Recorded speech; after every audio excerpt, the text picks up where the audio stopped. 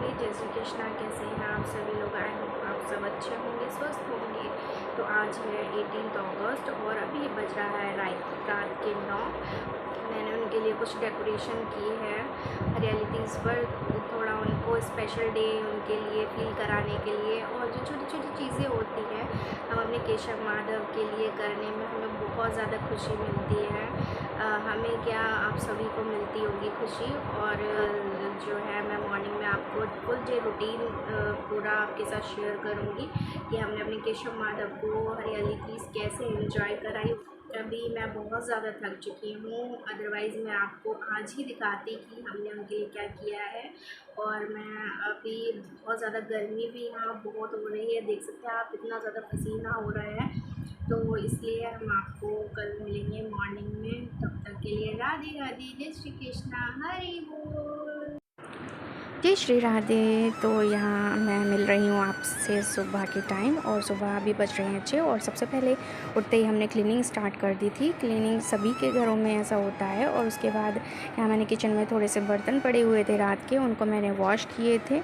और उसके बाद मैंने सोचा कि यहाँ पर रात में कुछ सब्ज़ियाँ आई हुई थी मार्केट से, जिनको हमने रात में वॉश नहीं कर पाया था। तो क्योंकि रात में बहुत ज़्यादा थक गए थे, तो मैंने सोचा कि लगे हाथों क्यों ना हम यहाँ पर सब्ज़ियों को भी वॉश कर लेते। तो यहाँ मेरी सारी सब्ज़ियाँ वॉश हो चुकी हैं और अब मैं इनको फ्रिज में लगा दूँगी। फ्रिज में तभी वॉश करके ही लगानी चाहिए। उसके बाद मैंने यहाँ पर किचन में आकर स्लैब पे हाथ मार दिया था। वैसे तो रात में सारी क्लीनिंग करके ही रखी थी, बट सुबह सुबह ज़रूरी होता है कि दोबारा से हमें थोड़ा क्लीन करना होता है। तो यहाँ पर मेरी सारी क्लीनिंग हो चुकी है। और यहाँ पर देखिए कि सुबह का टाइम है और यहाँ पर बादल छाए हुए हैं। मुझे नहाने में लेट हो रहा था, तो यहाँ मम्मी ने पूजा की तैयारी करनी शुरू कर दी थी। और जो दुर्गा माता का जो मंदिर था, वहाँ पे मम्मी ने क्लीनिंग स्टार्ट कर दी थी। और यहाँ हमारे केशव माधव के आप लोग दर्शन कर लीजिए। और इन्होंने यहाँ पर दूध ग्रहण कर लिया है।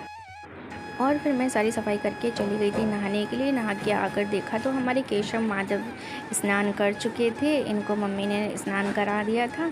उसके बाद मुझे अब किचन में जाके इनके लिए भोग रेडी करना है। सुबह सुबह बहुत ज़्यादा काम होता है। तो हमारे यहाँ एक रूल है कि किचन में हमारे यहाँ तभी एंट्री होती है जब हम सब स्नान कर लेते हैं। स्नान करने के बाद ही हमारे यहाँ भोग बनता है।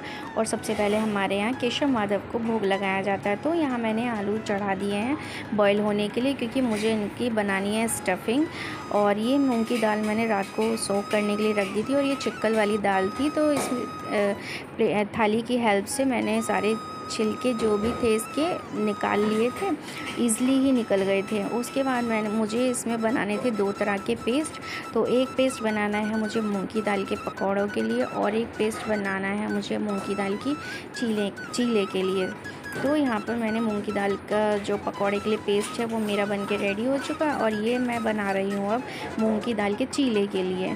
तो यहाँ पर मैंने सिर्फ अदरक, हरी मिर्च और थोड़ा सा नमक डाला है, जितना इसमें ज़रूरत है। तो इसके बाद मैंने इसमें थोड़ा सा पानी भी ऐड किया था, क्योंकि हमें ज़्यादा इसकी कंसिस्टेंसी गाढ़ी भी नहीं रखनी है और ना ही इसकी ज़्यादा पतली रखनी है। तो मुझे जितनी कंसिस्टेंसी इसकी चाहिए थी वो पेस्ट बनकर रेडी हो चुका है। तो इस तरह से मैंने दोनों पेस्ट रेडी कर लिए थे। और मैंने मूंग की दाल के पकौड़ों में कोई स्पाइसेस नहीं ऐड किए थे। तो यहाँ पे मैंने नमक डाल दिया है और यहाँ पर मैंने थोड़ी सी हींग का यूज़ किया है।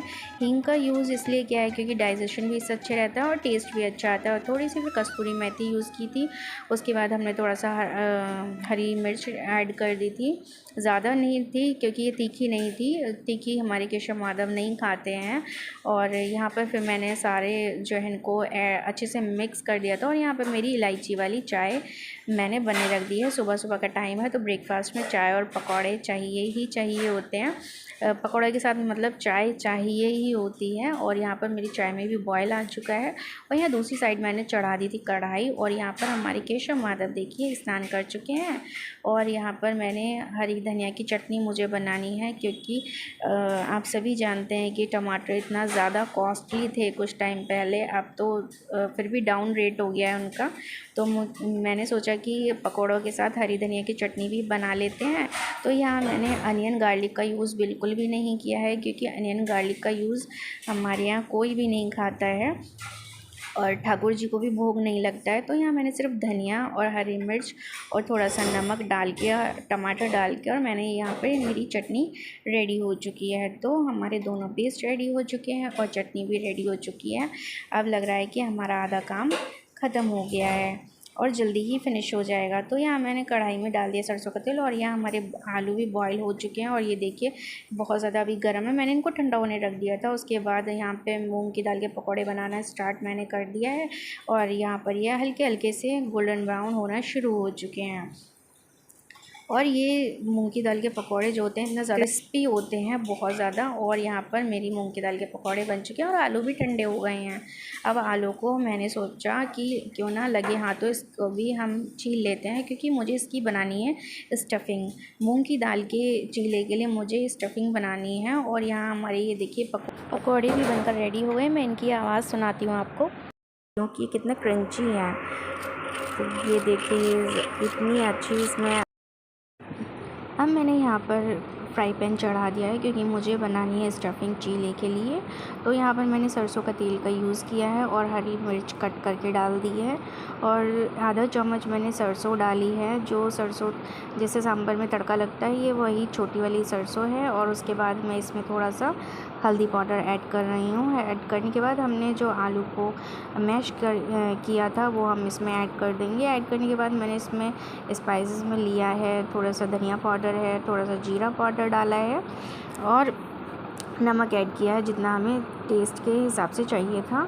और यहाँ पर मैंने थोड़ी सी कस्तूरी मेथी डाली है। कस्तूरी मेथी से जो इसकी स्मेल होती है वो बहुत ज़्यादा अच्छी आती है और टेस्ट भी इसका और ज़्यादा बढ़ जाता है। और यहाँ पर मैंने थोड़ा सा हरा धनिया डाल दिया है। और उसके बाद ये नॉन स्टिकी तवा है और ये नॉन स्टिकी तवा आप देख सकते हैं कि ये वाइट हो गया है, क्योंकि ये बहुत ज़्यादा लाइट वेट तवा था और इसको हाई फ्लेम पे रखने में इसकी जो ब्लैक कलर की जो कोटिंग थी वो सब निकल चुकी थी। तो यहाँ पर मैंने टेस्ट किया है पानी डालकर कि ये नॉन स्टिकी तवा एक खासियत होती है पहचानने की, ये नॉन स्टिकी हुआ है या नहीं। यहाँ पे मैंने पानी डालकर ट्राई किया है। अगर पानी जल जाता है तो ये नॉन स्टिकी नहीं हुआ है और अगर पानी नहीं जलता है तो ये नॉन स्टिकी हो चुका है। तो यहाँ पर मेरा चीला पहला बन चुका है। अब देखते हैं, ये एकदम अच्छे से निकल के आता है चीला। तो यहाँ पर मैंने रिफाइंड ऑयल यूज़ कर लिया था और यहाँ पर मैंने स्टफ़िंग भी डाल दी है। इसमें मैंने पनीर और मटर का यूज़ नहीं किया, क्योंकि सुबह का टाइम था तो पनीर मटर लेने के लिए हमें मार्केट जाना पड़ता और फिर लग जाता ज़्यादा टाइम। तो मैंने इसको प्लेन ही चीला बनाया है और बाकी फटाफट जल्दी से बना लेते हैं।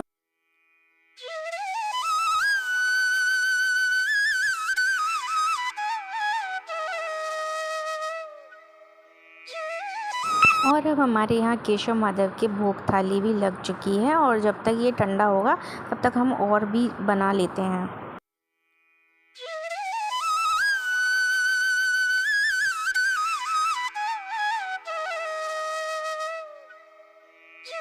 अब हमारी केशव माधव की भोग थाली ठंडी हो चुकी है, तो हम इनको भोग पवा देते हैं। श्री कृष्णा, जय श्री राधे। तो अभी बज रहा है दोपहर का 1 और मैं आपसे मिल रही हूँ 1 बजे। तो मेरा सुबह का सारा काम मैंने फिनिश कर लिया है। तो आज मैं आपको अपने केशव माधव का हिंडोला मतलब झूला दिखाती हूँ। और जैसे सिंपल मैं डेली रूटीन की पूजा करती हूँ, सेम मैंने वैसे ही की है। और मेरे केशव माधव की तरफ से आप सभी लोगों को हरियाली तीज की बहुत बहुत शुभकामनाएँ। और आज मैंने भी ग्रीन कलर की ये कुर्ती पहनी है, आप देख सकते हैं। तो चलिए हम आपको अपने केशव माधव के दर्शन कराते हैं। जय श्री राधे। ये देखिए हमारे केशव माधव के लिए जो हमने हिंडोला तैयार किया था। तो आप लोग कमेंट करके बताइएगा कि ये कैसा लग रहा है। मुझे तो ये बहुत बहुत प्यारा लग रहा था। और ये जो मैंने इसके पत्ते लगाए हैं ये आर्टिफिशियल पत्ते हैं। ये हमारे घर में जो फ्लावर बंच था मैंने उसमें से निकाल के मैंने इनको अरेंज किया है इसमें। और ये इनके लिए मैंने हिंडोला की तैयारी जो है नाइट में ही कर ली थी। और यहाँ कर लीजिए आप हमारे केशव के दर्शन।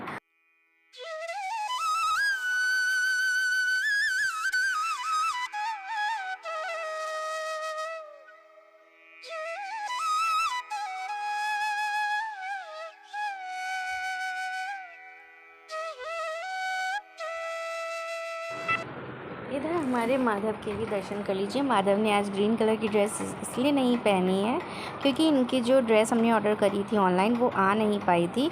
और अब यहाँ दोपहर में हमने इनको जल ग्रहण कराने के बाद हमने इनको शयन करा दिया था। इनके शयन का समय हो चुका था और शाम को शयन से उठने के बाद इन्होंने क्या लीला की, इन्होंने अपने कान का एक ईयरिंग कहीं छुपा दिया है, जो कि मैंने काफ़ी ढूंढा, मुझे नहीं मिला। माधव को क्यों बैठाया है झूले पर, मुझे क्यों नहीं बैठाया, इसलिए ये नाराज़ है। और उसके बाद हमने इनको इवनिंग भोग में काजू, मिश्री और जल और बिस्किट दिए थे, तो इन्होंने भोग ग्रहण कर लिया है। और भोग ग्रहण करने के बाद मेरा शाम का टाइम हो चुका था और शाम की मुझे पूजा की तैयारी करनी थी। तो यहाँ पर मेरी संध्या आरती की सारी तैयारी हो चुकी है और यहाँ पर संध्या आरती भी मेरी हो चुकी है।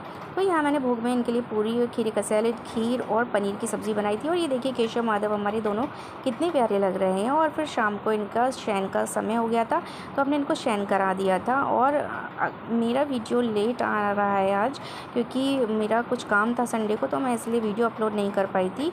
जय श्री राधे, हरि बोल।